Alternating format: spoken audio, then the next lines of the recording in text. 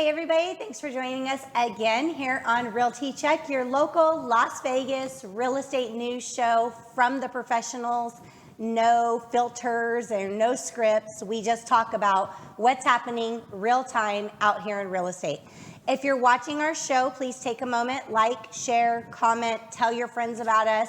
You can download us on iTunes, Amazon, Spotify, any of those places, and it'll update you every week when we post a new show. We post shows every Thursday morning. So today here on our show, we have two awesome people. So I'm happy to have both of them here today. And funny story is they talk to each other on a daily basis, and it was coincidental that I got them both here on the show on the same day. So that's pretty awesome. That was exciting for me. So Martin Dobey of Keller Williams, the Marketplace One. Thank you, Martin, for being on the show. And Martin, do you just want to tell us a little bit about yourself? I've been a realtor with Keller Williams since 2011, have been working full-time in real estate since 2008. Love the industry, love helping buyers, sellers, been through the booms and the busts, and just love it. And very knowledgeable. Martin trained me. He was my mentor when I started, so I know he knows his stuff well. And we have Rich Mendonca, Keller Williams, the Marketplace One. Rich, tell us a little bit about yourself. So I moved here in 2003. At the end of the year, I decided to get into real estate. So I've been doing this since 2004. Like Martin, I've definitely seen the booms and the busts, back to booming again. It's been a wild ride and loving every minute of it. But you stay in it, right? Absolutely. That's what's so amazing. There's so many people that when everything starts to change, they just jump ship. Like, oh, I can't handle this. It's like you have to negotiate. What's that all about? Like that, learning the different markets and just sticking it through. That's really the secret behind everything here. So our market definitely is changing. I don't think we're in like a crash or anything like that, but we're changing. We're seeing things change. But a positive thing that we see right now is the inventory is dropping again. Last week we were at 32, and this morning we're at, Martin, you know this number? 2,089 single-family residences between North Las Vegas, Vegas, and Henderson. Yes. So we are definitely adjusting again. Yes. And as a good thing, what I feel like happened, and you guys definitely chime in on this, is I think that over the last few weeks, the buyers heard the news. The inventory's rising, there's homes again. So all these discouraged buyers are like, oh gosh, okay, now I can go out and start shopping for a house again, right? Yes, it took a pause. It was, inventory was rising. Mm-hmm. And I personally anticipated that it would continue that way, so it was somewhat of a surprise when it started to drop. And I think you're right, because it started hitting the media that inventory was rising, so Yeah. I agree with you. Yeah, so all those buyers that were just stressed out over the spring that couldn't find a home and gave up. So many people gave up. I can only imagine the statistics that are out there, which I don't know, but I know just in my personal business, handfuls of buyers that were pre-approved, out shopping, and just said, you know what, I can't do this anymore.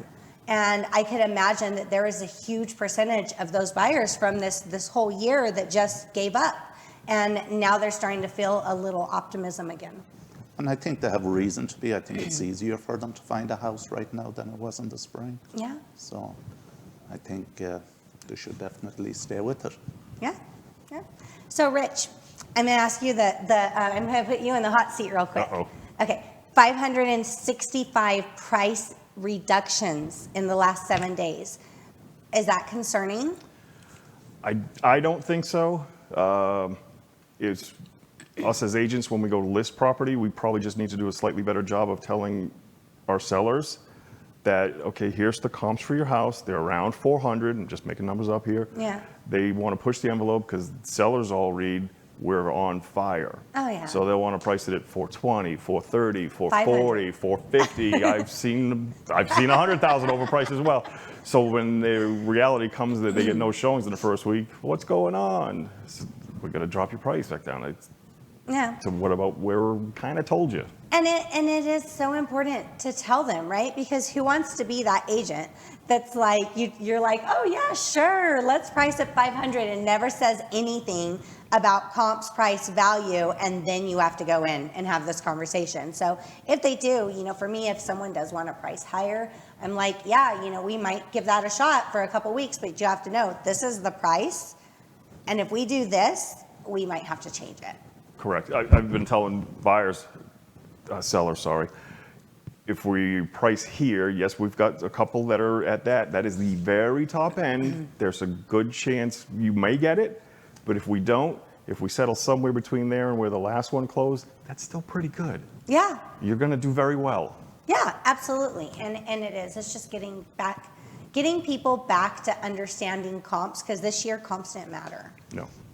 For most of the year, yes. For most of the year, you could just pick a number and it would work out. Just figure it out. Get some cash. I don't know what you had to do, but figure it out. Yep. So comps matter again. So I'm sure you guys are following the news, as all agents. You guys are great agents, so I know you guys are following what's happening out there. There's been a lot of buzz around coming soon listings, where you like pre-market a listing before it actually hits the market, no showings, no whatever, and dual agency. So just to give it a summary, coming soon gives the agent more of the listing agent more of an opportunity to what they call double end a deal, represent both buyers and sellers, because the house is not officially on the market or available to everybody at this point, and they might get a buyer that they find through the pre-marketing of it before that happens, and represent both buyer and seller. What are your guys' thoughts on this? My thoughts are coming soon means coming soon.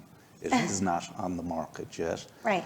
I think when we represent the seller, it is our duty to get the highest possible price for that seller, which means exposing it to the widest possible market.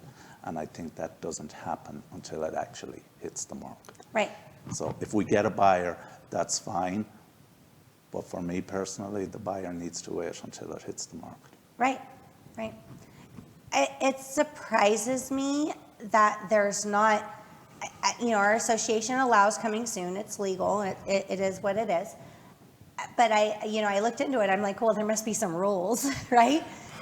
There's not many rules associated with it. Doesn't seem like and it. And it seems like the rules should be like it cannot go into contract before that coming soon date. Like, no ifs, ands, or buts about it. That should be a hard no rule. And there's no real rules attached to it. So that surprises me. And I feel like that's maybe something that needs revised if they keep it around. They're talking about getting rid of it. I hope so. Yeah? I'm not a fan. You're not a fan? I'm not a fan of it. It's like he was saying, I had a real life example. I had a coming soon listing that a client of mine would like. Mm-hmm. Our agent remarks was it's not coming available to the public, no showings until the 27th. We still haven't gotten there yet. Oh, you're still in. Later that afternoon, it went active, under contract. So with a different agent, so it wasn't, they didn't double end it, but right. So like we didn't have a shot. Still, yeah, and you didn't even get a chance, yeah, and that's where I feel like it is. I feel like sometimes with coming soon, it's the how good is the buyer's agent of sweet talking the listing agent. There should be. Like if it were me, association, I hope you guys hear me out there. No, if it were me making the rules, I feel like if the date is the 27th, that house cannot change status before that date. It has to have a hard on the market date, not a anytime within 30 days date.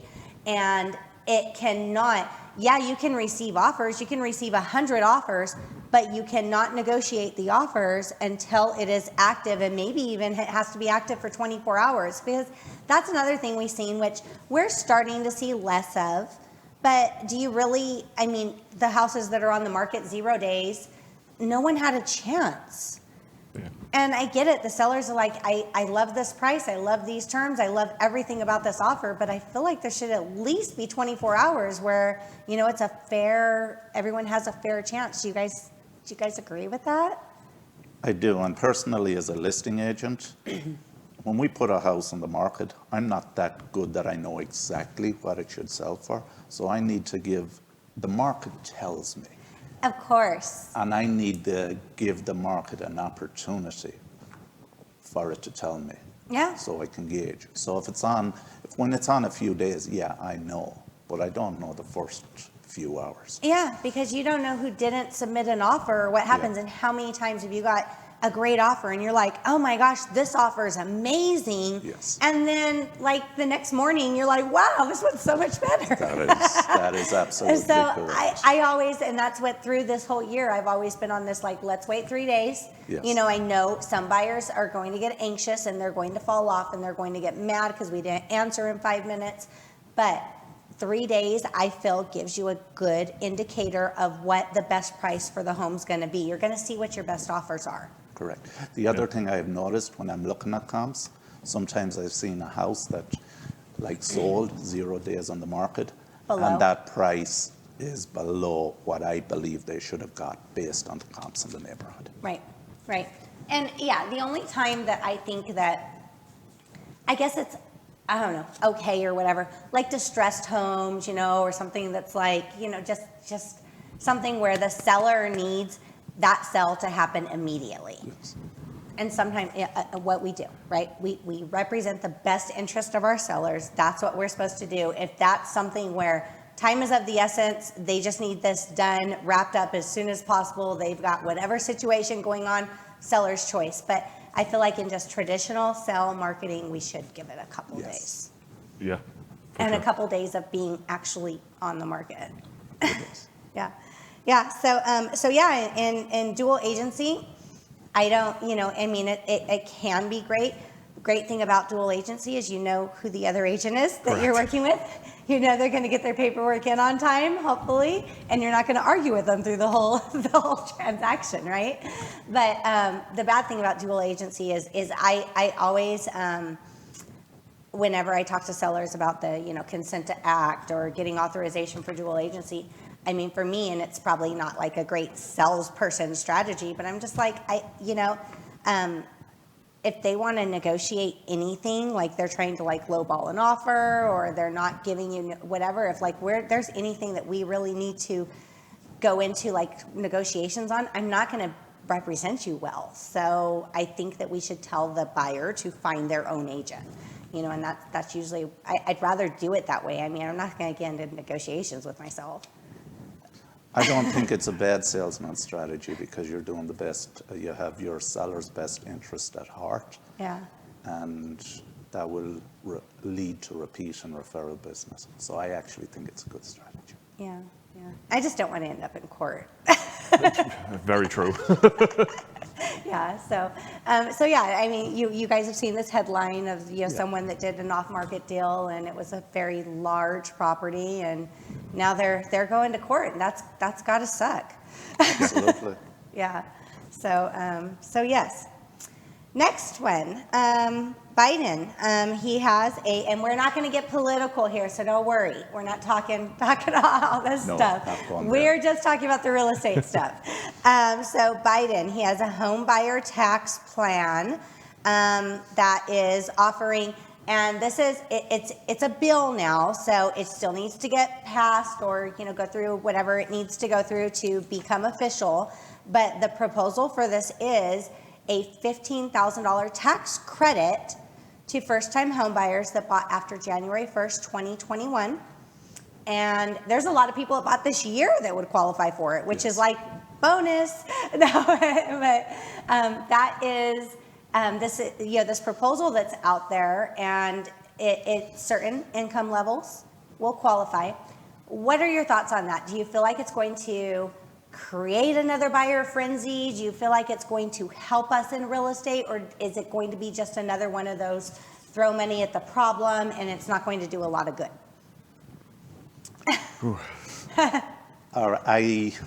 As a realtor, I support anything that promotes home ownership. Yes.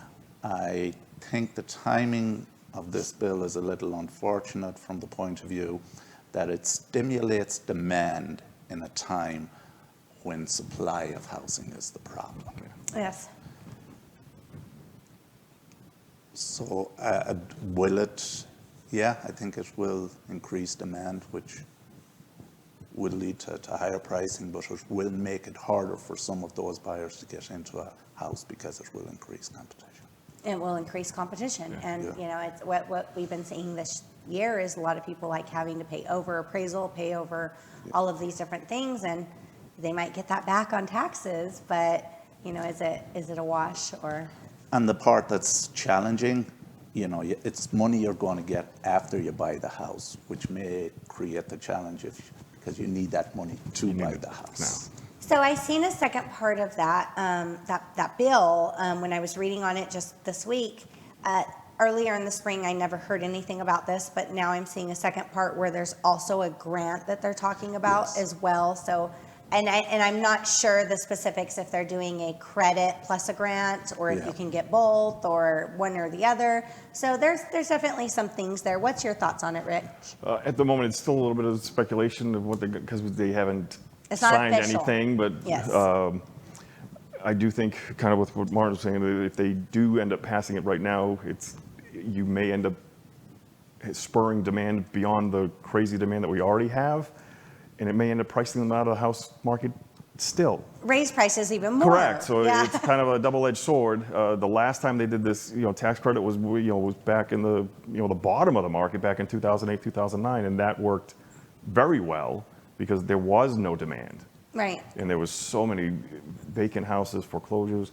We're definitely not in that type of market now. It could backfire. Yeah. And I see again, like Martin said, it's one of those things. I think it's going to be amazing for the people that didn't expect it, right? So all the people this year that are like, oh my gosh, I'm going to get this tax credit. Like that's like awesome.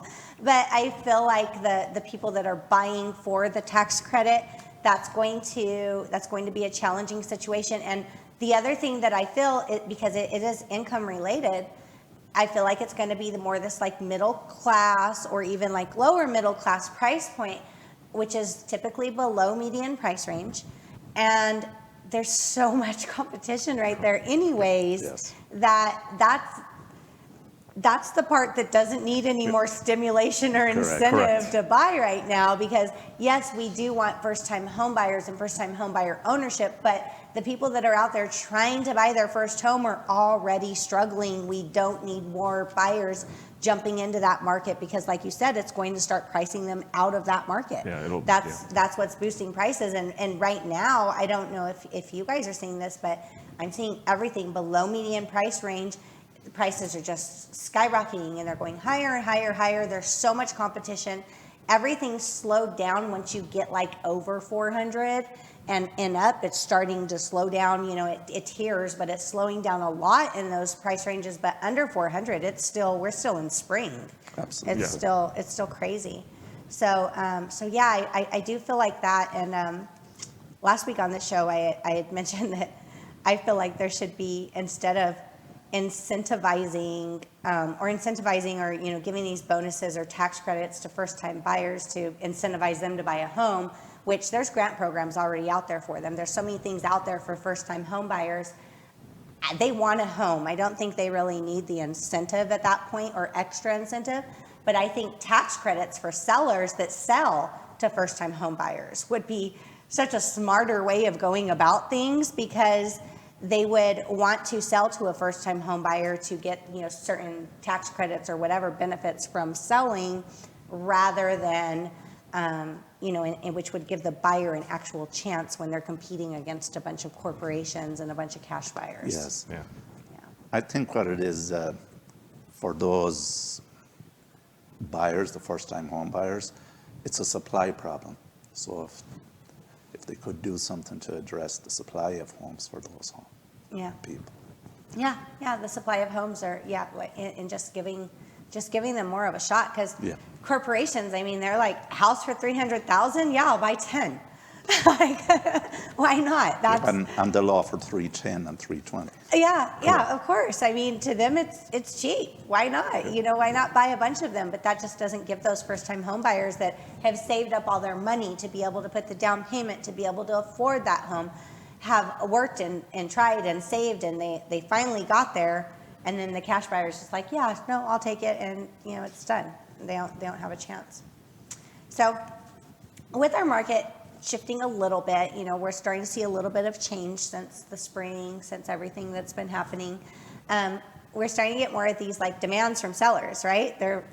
I know you guys are feeling it too, because I am. It's my neighbor told me that their house sold in 10 minutes. They had 20 offers, and that was just 2 months ago. How come I don't have any offers? I'm not getting enough showings. What are you doing? All of these things, right? It's the misunderstanding that we're getting. So sellers are, asking for different things, different, marketing things that we didn't. During the spring, I don't think I seen many open houses. Did you guys see them?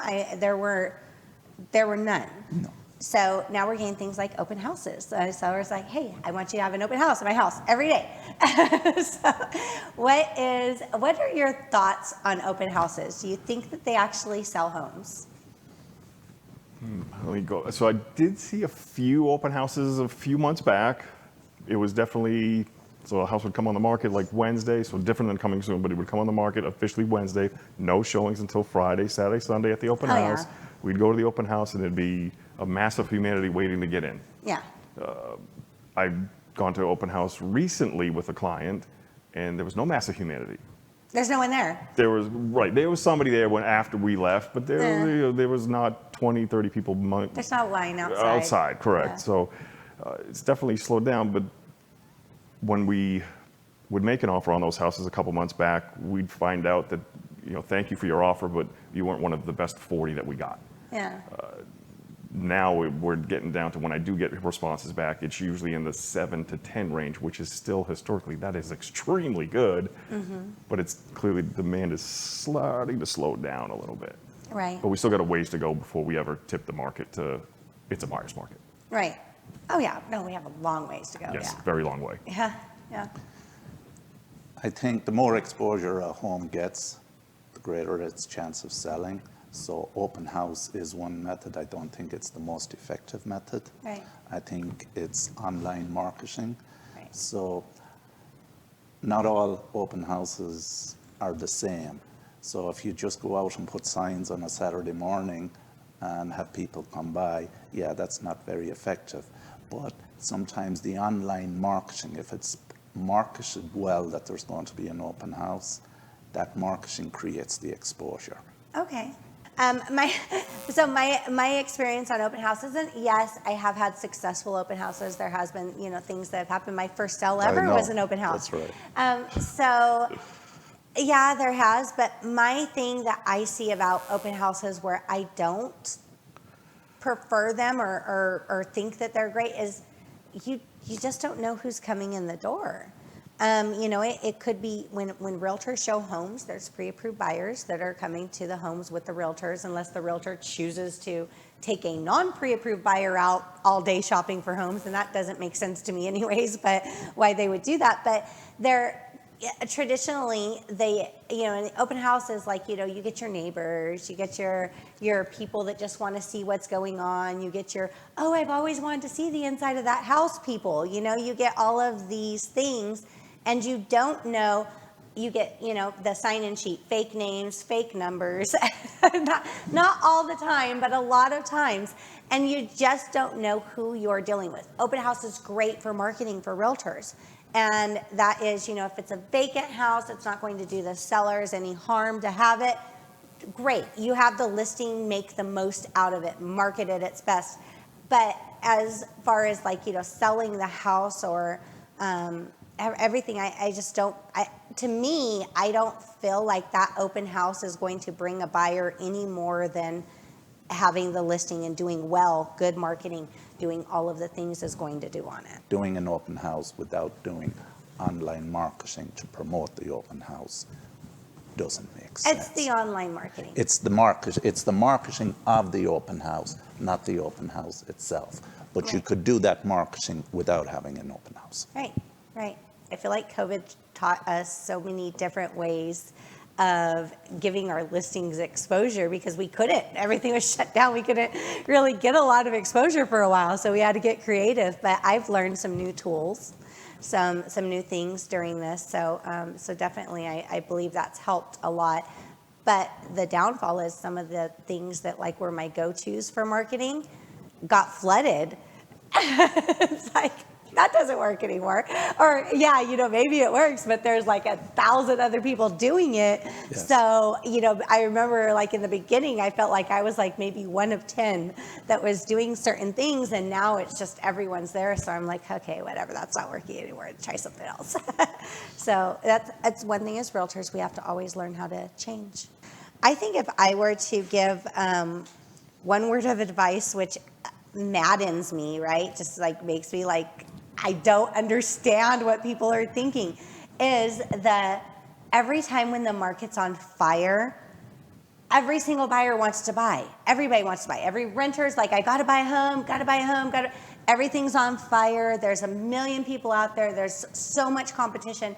And every year, through seasonality, when it starts to slow down or everything, just everyone backs out at the same time. And I'm like, where are you people? This is the time. This is your moment. This is the time to get out there and start shopping. Why do all buyers back off at the same time? It makes no sense to me. Like you'd rather shop. And that's what right now, where we're starting to slow down a bit, we're starting to see buyers back away. We're starting to do all these things. And I'm just like, come spring, they're going to be, why didn't I buy? Why didn't I do this? And why are the prices so high right now? It's going to be this like shoulda, coulda, woulda. And right now, you talk to these people and they're just like, no, I'm going to wait till March. Why? Like, what? Do you want to shop at the highest price? Like This is the best time of year to buy. Kids are back in school. If you've got kids, the market seasonally slows down some September to the end of the year. Every year. Every year. Does it every year. And every year it's I'm going to wait till next year. It's like, this makes no sense. I just don't understand. And it's the masses. It's the masses. Like we see it every year. And I'm like, this should be the time when there's more buyer activity than ever, because to me, the smart buyer is going to be wanting to shop now and not wait till spring. But spring, prices are up again. All the things are going to happen. And I really do feel confident that that's going to happen again this year. And Absolutely. I look back last year. Last year it was the same time, same thing. At the end of the year, everything slowed down and everybody was like, whoa, is it going to crash? No, I don't want to buy right now. I want to see what happens with the market. I want to do this. And then come January, they're just like, hey, get me in a home now. Prices are rising. I'll offer $20,000 over. Like, it's like if you would have just bought last month, we would not be in this situation. But it doesn't make sense to me. No, but that's the same if we look at the data of going back years, 5, 6, 7 years. Look at the graphs. It happens every year. Every year. Every year. That, to me, it's just like, that is if buyers could go to training, that would be the first thing. Like, do not, like, this is it's the craziest thing ever. And what, worst case scenario, what if the market did tank? Interest rates are amazing. Yes. Yeah. Like, your payment is going to be affordable. Like, I don't see the tank thing being an issue, but No. It's just like, whoa, if there's time and opportunity, this is the best time. Yeah, this time of year is perfect for a serious buyer. They can get, I'm not going to say a great deal because the current market is still on fire, but they can get definitely a better deal now than they could have just 2 months ago. Yeah, absolutely. Absolutely, I agree. So it's been great having you guys here today. Thank you. Thank you. And Martin, how do people get a hold of you for more information? Call or text 702-592-4621. And Martin's information's up there on the screen. Thank And you. Rich, how do people get a hold of you? Pretty much the same thing there. Call or text 702-510-5907. All right, and I'm Trish Williams, so you guys, to get a hold of me, call, text 702-308-2878. Tune in here on the show. We're always going to have great professionals giving you great real estate advice from the people, boots on the ground. We are not the, people out there on the sidelines just saying what we think is happening. We are out there in it every day, so we're definitely going to be giving you the details of what's happening right now in the market. Thank you guys for watching. If you are continuing to watch our show, if you've tuned in for the first time, take a moment, like, share, comment, tell your friends about us, spread the word. When people want to know what's happening in real estate, check in with your Realty Check. Thank you guys, and have a wonderful week.